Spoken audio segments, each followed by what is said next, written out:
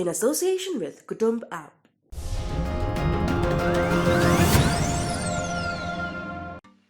Dollar के मुकाबले रुपया बुधवार 15 दिसंबर को पिछले 1.5 साल के सबसे निचले स्तर तक गिर गया, यानी $1 की कीमत 76 रुपए के पार। आपने लोगों को यह कहते भी सुना होगा कि सरकार कुछ करती क्यों नहीं। इसकी सीधी जिम्मेदारी रिजर्व बैंक ऑफ इंडिया पर आती है, लेकिन कहा यह भी जा रहा है कि सेंट्रल बैंक खुद नहीं चाहता कि रुपए की गिरावट थमे, बल्कि वह तो दिसंबर के अंत तक देसी करेंसी को 76.50 रुपए के लेवल तक गिरते देखना चाहता है। वह ऐसा क्यों करेगा भला? लेकिन ऐसा होता है। दुनिया भर की सरकारें और उनके केंद्रीय बैंक कई बार जानबूझकर भी अपनी करेंसी विदेशी मुद्रा के मुकाबले कमजोर रखते हैं। ऐसा कुछ समय के लिए ही होता है, लेकिन कई बार हालात ऐसे बन जाते हैं कि यह मजबूरी लंबी खिंच जाती है और चाहकर भी करेंसी ऊपर नहीं आ पाती, जैसा तुर्की और कई अन्य देशों में देखने को मिल रहा है। तो क्या अपना रिजर्व बैंक भी रुपए को चढ़ते हुए नहीं देखना चाहता? इसके जवाब और इससे जुड़ी तमाम कड़ियां सुलझाने से पहले हम एक अच्छी खबर आपको सुनाते हैं। भारत का निर्यात 1 से 14 दिसंबर के बीच 44.41% बढ़कर $16.46 अरब पर पहुंच गया है। इसमें बड़ा योगदान कमजोर रुपए का भी रहा। एक्सपोर्ट बढ़ने से व्यापार घाटे को काबू करने में भी थोड़ी मदद मिली, यानी गिरता रुपया हमेशा बुरी खबर लेकर नहीं आता। यहीं से हम उन तमाम पहेलियों को सुलझाते चलेंगे जो किसी भी देश में गिरती करेंसी और बढ़ती महंगाई के इर्द गिर्द घूमती हैं। लेकिन उससे पहले एक जरूरी सूचना। दी लल्लन टॉप अब कुटुंब ऐप पर आ गया है। मतलब अब आप कुटुंब ऐप पर भी जुड़ सकते हैं दी लल्लन टॉप कम्युनिटी से, जहां आपको मिलेंगी आपकी पसंदीदा खबरें, वीडियोस और डेली शोज, साथ में सीधे सीधे अपनी बात रखने का मौका भी। सदस्य बनने के लिए डिस्क्रिप्शन में दिए गए लिंक पर क्लिक कर दी लल्लन टॉप कम्युनिटी से जुड़ें। अब सबसे पहले बात करेंगे कि गिरता रुपया एक्सपोर्ट कैसे बढ़ाता है। मान लीजिए भारत से कोई व्यापारी अमेरिका को लेदर बैग एक्सपोर्ट करता है। भारतीय मुद्रा का मूल्य 70 रुपए प्रति डॉलर मानकर यहाँ पर चलिए।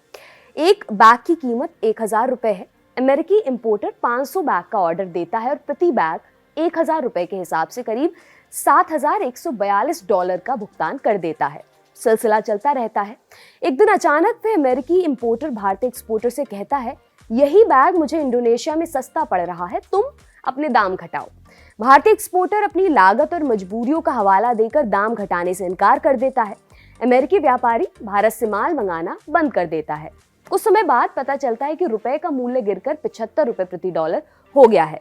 तब वही अमेरिकी व्यापारी भारतीय निर्यातक से फिर माल मंगाना शुरू कर देता है। दाम पुराना ही है, लेकिन अमेरिकी व्यापारी को यह सौदा अब करीब $35,714 रुपए सस्ता पड़ता है। उसे हर कंसाइनमेंट पर $7,142 की जगह $6,666 ही देने पड़ते हैं, यानी पहले जितना खर्च में वह 35 बैग अतिरिक्त मंगा सकता है। रुपया कमजोर बना रहता है और कई अन्य अमेरिकी इंपोर्टर भी भारतीय एक्सपोर्टर्स को ऑर्डर देने लगते हैं। बाहर से आने वाले महंगे डॉलर पर भारतीय निर्यातक को जो नुकसान हो रहा है, उसकी भरपाई व्यापार बढ़ने से हो जाती है, लेकिन एक्सपोर्ट की मात्रा बढ़ने से पूरी इकोनॉमी में उसका असर दिखता है। देश का कुल निर्यात बढ़ने लगता है। अब आपको बताएंगे व्यापार घाटे का करेंसी कनेक्शन क्या है।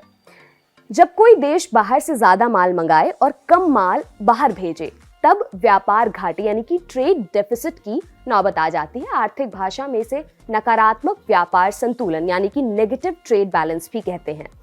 घरेलू करेंसी कमजोर होने से इस मोर्चे पर राहत मिलती है। मसलन विदेशी करेंसी महंगी होगी तो उनके लिए भारत का माल सस्ता होगा और भारतीयों के लिए विदेशी माल महंगा हो जाएगा, यानी इंपोर्ट के मुकाबले एक्सपोर्ट बढ़ेगा। सरकारी खजाने के मोर्चे पर इससे चालू खाते यानी कि करंट अकाउंट की सेहत सुधरेगी। यह बात अलग है कि जब देश में बाहरी सामान पर निर्भरता बहुत ज्यादा हो तो इंपोर्ट बिल एक सीमा से कम नहीं हो सकता।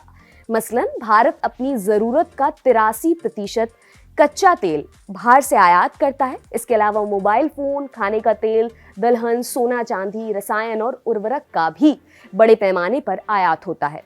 रुपया कमजोर होने से चीजें देश में महंगी हो जाती हैं, लेकिन दूसरी तरफ भारत से बड़े पैमाने पर कल पुर्जे, चाय, कॉफी, चावल, मसाले, समुद्री उत्पाद, मीट जैसे सामान का निर्यात होता है। ऐसे में रुपया कमजोर होने से एक्सपोर्ट ऑर्डर बढ़ जाता है। ज्यादा निर्यात यानी ज्यादा डॉलर, ऊपर से महंगा डॉलर अंदर आकर ज्यादा रुपया बन जाता है। अब बताते हैं कि आरबीआई कैसे करती है मनी कंट्रोल।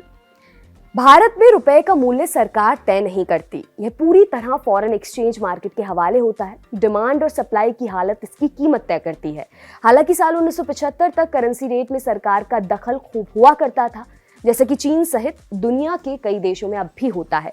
फिर आरबीआई रुपए को गिराने या चढ़ाने में कैसे कारगर हो सकता है, यह सब कुछ इनडायरेक्ट होता है। मसलन मौजूदा हालात को ले ले तो पिछले कई महीनों से आरबीआई बड़े पैमाने पर डॉलर की खरीदारी कर रहा है। वह जितना ज्यादा डॉलर खरीदेगा, रुपए पर दबाव बनता जाएगा, वह गिरेगा।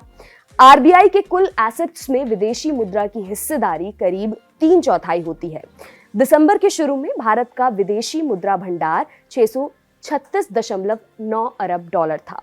विदेशी मुद्रा भंडार में एक्सपोर्ट, बाहर से शेयरों और म्यूचुअल फंड में निवेश, पर्यटन सहित कई स्रोतों से इजाफा होता है। लेकिन जब आरबीआई बड़े पैमाने पर विदेशी मुद्रा को खरीदने लगता है तो इसे भंडार में कृत्रिम इजाफे के तौर पर देखा जाता है और देसी करेंसी यहाँ कमजोर पड़ती जाती है। आरबीआई यह भंडार हमेशा के लिए जमा नहीं रखता, मुफीद मौका पाकर बेचता भी है। आखिर उसकी कोशिश भी आर्थिक गतिविधियों, महंगाई और पैसे के प्रवाह को संतुलित रखने की होती है। आरबीआई जब विदेशी मुद्रा की बिकवाली शुरू करता है तब रुपया मजबूत होने लगता है। फॉरेक्स एक्सपर्ट का कहना है कि अगर आरबीआई ने अभी खजाने में जमा डॉलर बेचना शुरू नहीं किया तो दिसंबर के अंत तक रुपया 77 के स्तर को पार कर जाएगा। रुपए को कंट्रोल करने का दूसरा और पारंपरिक टूल है ब्याज दरें बढ़ाना। आरबीआई अपने policy rate, repo, reverse repo, CRR में जैसे ही इजाफा करेगा, ब्याज दरें बढ़ेंगी, फिर करेंसी की किल्लत होगी, रुपए की डिमांड बढ़ेगी। यह डिमांड वैसे तो देखने में घरेलू लगती है, लेकिन बाहर से आने वाले निवेश के चलते है फॉरेन एक्सचेंज मार्केट में भी रुपए को मजबूती देती है। करेंसी मार्केट के जानकारों की माने तो रुपए के 76.50 के स्तर तक जाते ही आरबीआई हरकत में आ जाएगा और इसे थामने के उपाय करेगा। अब आप ये भी जान गए होंगे कि आरबीआई जैसी स्वायत्त संस्था की कमान किसी को सौंपने से पहले सरकारें इतनी कसरत क्यों करती हैं। माना जाता है कि ज्यादातर देशों में रिजर्व बैंक के गवर्नर सरकार के इशारे पर ही पॉलिसी रेट तय करते हैं।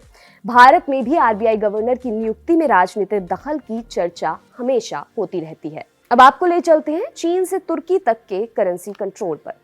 अपनी करेंसी का मूल्य घटाकर ग्लोबल ट्रेड में कैसे खेला जाता है, इसकी सबसे बड़ी मिसाल चाइना है।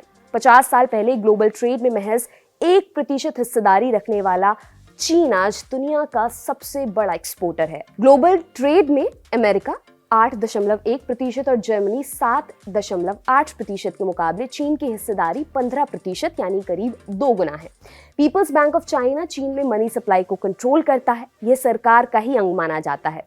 पिछले कुछ वर्षों में चीन की व्यापार नीति का यह अहम टूल रहा है कि डॉलर के मुकाबले अपनी मुद्रा युआन का मूल्य घटाए रखा जाए।